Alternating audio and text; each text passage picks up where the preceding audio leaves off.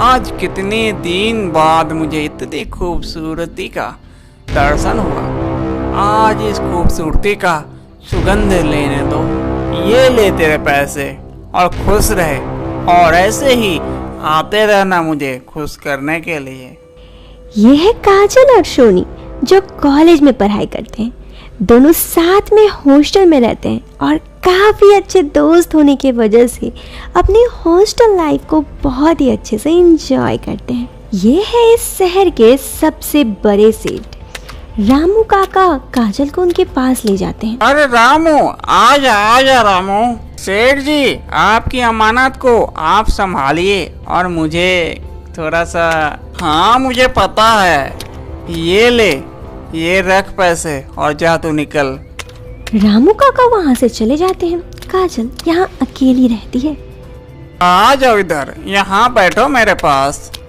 काजल आहिस्ता आहिस्ता सेठ के पास जाती है और बैठ जाती है। वाह, आज कितने दिन बाद मुझे इतनी खूबसूरती का दर्शन हुआ। आज इस खूबसूरती का सुगंध लेने दो।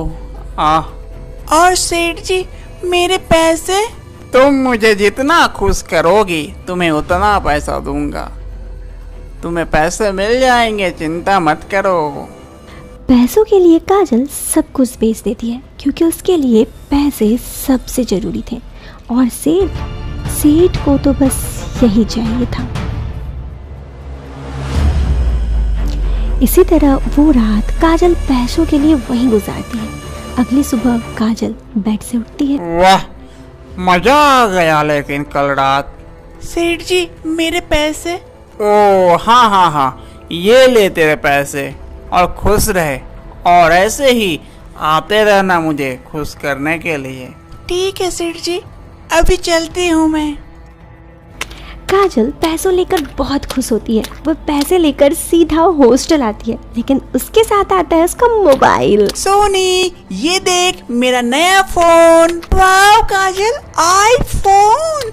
वाह, मेरा सपना था आईफोन लेने का, आज पूरा हो गया। अरे इतना पैसा कहाँ से आया? अरे आ गया, मैं काम करती हूँ ना, वही जमा करके रखी थी आईफोन के लिए। हाँ यार, तेरा ही दिन है। ऐसे ही कमाए गए पैसों से हमेशा काजल ऐश करती थी। कभी आईफोन खरीदती तो कभी अपने ऊपर पैसे खर्च करती।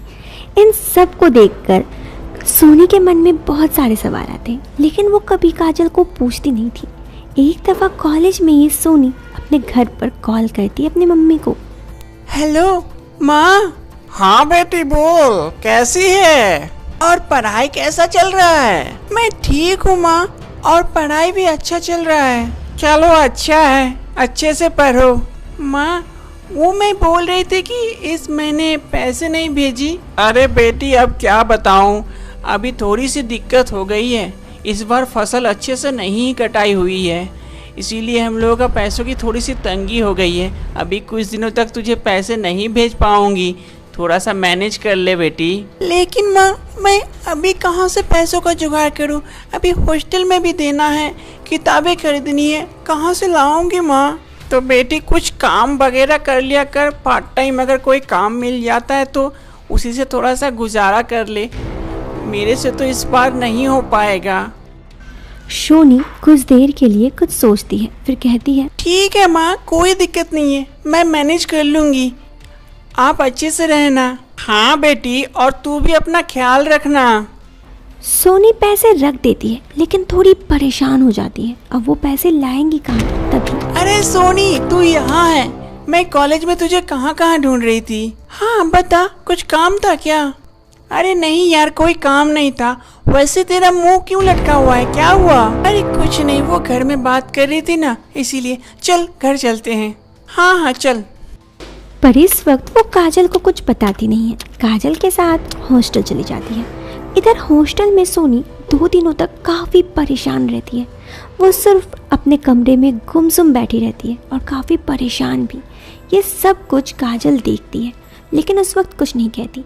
फिर 2 दिन बाद जब इसी तरह सोनी बैठी रहती है, काजल उसके पास आती है और उससे कहती है, अरे सोनी, क्या हुआ तुझे? तू इतनी उदास क्यों है? कुछ नहीं, मैं ठीक हूँ। अरे मुझे बताना, कोई प्रॉब्लम है तो मुझे बता, मैं उसका सॉल्यूशन बताती हूँ। ऐसे चुपचाप रहेगी तो कैसे होगा? नहीं यार कोई बात नहीं है, बस ऐसे ही। देख मैं तुझे 2 दिनों से देख रही हूँ, बस ऐसे ही तू चुपचाप बैठी रहती है, कुछ बोलती भी नहीं है। क्या बात है बता, तुझे मेरी कसम। तू जानना ही चाहती है तो सुन, मेरे घर से अब पैसे नहीं आएंगे, मैं अब अफोर्ड नहीं कर सकती, मेरा सारा पैसा ख़त्म हो चुका है, अब मुझे ये हॉस्टल छोड़ के घर जाना पड़ेगा। लेकिन यार अचानक से घर से पैसा आना बंद क्यों हो गया? वो यार इस बार थोड़ी सी दिक्कत है, फसल की कटाई अच्छे से नहीं हुई ना, इसीलिए मम्मी मना कर दी कि इस बार नहीं कर पाएंगे तो कोई जॉब ढूंढ ले। अब बता जॉब कहाँ से मिलेगा मुझे अभी? वो बात तो है, लेकिन मैं तुझे जॉब दिला सकती हूँ, लेकिन तू करेगी तब तो। तू मुझे जॉब दिला सकती है? बता ना यार, कोई भी जॉब हो चलेगा, मुझे जॉब की एक सख्त ज़रूरत है। देख मैं जो जॉब करती हूँ अगर तू करेगी तो तुझे पैसों की कमी कभी भी नहीं होगी, और तू राज करेगी राज। तो बता ना यार क्या करना होगा? तो सुन, अच्छे से ध्यान से सुन, तुझे क्या करना है। फिर काजल सोनी को सारी बातें बताती है कैसे पैसे कमाना है। ये काम मैं कैसे कर सकती हूँ? देख सोनी, पैसों के लिए कुछ भी किया जा सकता है, और पैसा जिसके पास होता है ना वही इस दुनिया में महान होता है। लेकिन फिर भी ये तो गंदा काम है ना, मैं कैसे कर सकती हूँ ये सब? और तू ये सब करती है पैसों के लिए? क्या करूँ यार, करना पड़ता है। अगर तुझे चाहिए तो बोल, और नहीं चाहिए तो छोड़, अब तू देख ले, तुम्हारी मर्जी। काजल की बात को सोनी काफी देर तक सोचती है, क्या काजल सही कर रही है? लेकिन असल में सोनी को पैसे भी चाहिए थे, उसे पैसों की काफ़ी ज़रूरत थी, सबके फीस देना था। ये है उनके हॉस्टल का वार्डन, जिस हॉस्टल में वो दोनों रहती हैं। उसी शाम काजल सोनी को लेकर वार्डन के पास पहुंचती है। अरे रामू चाचा क्या कर रहे हैं, कैसे हैं? अरे काजल आओ आओ आओ, बैठो बैठो। अरे बैठना नहीं है, थोड़ा सा जाना है। सुनिए ना, मैं बोल रही थी ना, सोनी को भी थोड़ा सा काम चाहिए, उसे पैसों की बहुत जरूरी है। मैं काम कहाँ से दूं उसे? अरे मैं उसे सारी बातें समझा दी हूँ, उसे मेरा वाला ही काम चाहिए, तो आप इसे सेठ जी से मिलवा दीजिएगा। ओह अच्छा अच्छा, तुम्हारा वाला ही वो। ठीक है ठीक है, एक काम करना, तुम आज रात को आ जाना मेरे यहाँ, मैं तुम्हें सेठ जी से मिला दूंगा, ठीक है ना? हाँ ठीक है। और उसके पैसे? उसकी चिंता मत करो, सेठ जी बहुत अच्छे हैं, वो तुम्हें खुश कर देंगे पैसे देकर। चल अभी चलते हैं, रात में आके तू इससे मिल लेना, ठीक है? काजल की बातों को पैसे कमाने के लिए सोनी मान चुकी थी, इसीलिए उस रात वो वार्डन के साथ हॉस्टल से निकलकर उस सेठ के पास जाने के लिए तैयार हो जाती है। ये वही सेठ है, अपने शहर के सबसे नामी सेठ। उनके पास सोनी पहुंचती है। अरे सेठ जी, आप यहाँ हैं, देखिए मैं आपके लिए क्या लेके आया हूँ। क्या लाया रामू, जरा दिखा तो सही। आजा सोनी, इधर आजा। सोनी उनके पास पहुंचती है, वो सोनी को देखते हैं। अरे वाह, ये तो बहुत ही खूबसूरत है, आज तो मेरा दिल खुश हो गया। अरे सेठ जी, सिर्फ आप ही खुश होइएगा, मुझे भी तो खुश कर दीजिए। हाँ रामू, मुझे पता है, ये लेके जा, तू भी खुश रह। पैसे लेकर रामू काका वहाँ से निकल जाते हैं। इधर सेठ सोनी को देखते रहता है। तुम्हारा नाम क्या है? जी सोनी। वाह, बड़ा ही प्यारा नाम है, सोनी। आओ सोनी, यहाँ बैठो मेरे पास। जी लेकिन मैं। अरे घबराओ मत, पहले शुरू दिन है ना, थोड़ा सा घबराहट हो जाता है, धीरे धीरे आदत पड़ जाएगा। आ जाओ, बैठ जाओ। डरते डरते सोनी सेठ के पास आती है और आकर बैठ जाती है। इधर सेठ सोनी के पास आकर उन्हें, सोनी को ये सब अच्छा नहीं लगता है। अरे ये क्या कर रहे हैं, ये सब मुझे पसंद नहीं है, मुझे ठीक नहीं लग रहा है। अरे सोनी, ये सब नहीं करूँगा तो फिर पैसे किस बात के दूंगा, बताओ? तुम भी तो आई हो यही सब के लिए ना। नहीं, मुझे छोड़ दीजिए, मुझे पैसों की जरूरत नहीं है, मैं ये सब नहीं कर सकती हूँ, मैं जा रही हूँ। अरे तुम मेरे पास आके मुझे नाखुश करके कैसे जा सकती हो भला? हाँ बताओ। प्लीज मुझे जाने दीजिए।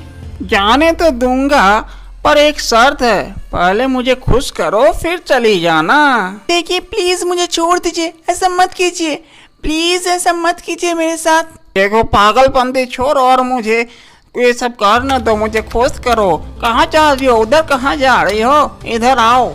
नहीं मुझे छोड़ दीजिए, प्लीज मुझे छोड़ दीजिए। ये क्या कर रही है सोनी तूने? अरे